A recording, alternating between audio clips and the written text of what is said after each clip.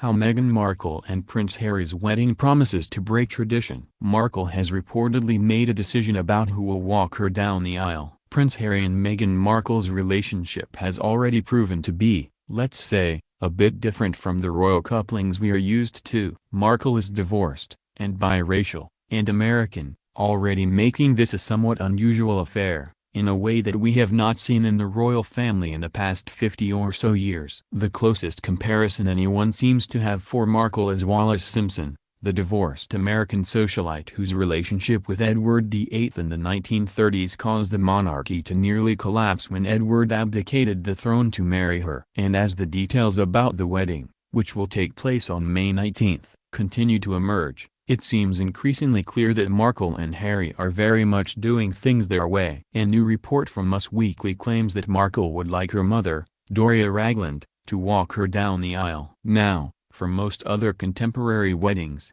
this decision would not be particularly shocking or notable. But, given we're dealing with the royal family, where the stitching of every garment and the length of every blade of grass must be approved by someone on high, this choice, to have her mother escort her down the aisle instead of her father, is seen as somewhat renegade.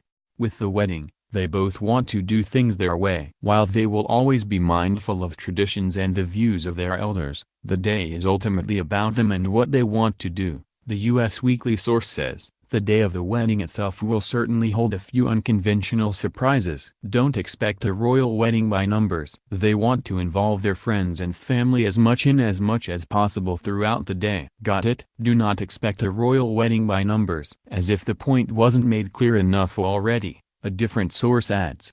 Harry has never been one to follow instructions, and both he and Meghan are extremely independent individuals. I wouldn't imagine for one second that they plan to sit back and be told what to do, and they won't. Their romance feels refreshingly modern, and I think that's something that everyone at Kensington Palace has felt incredibly excited by.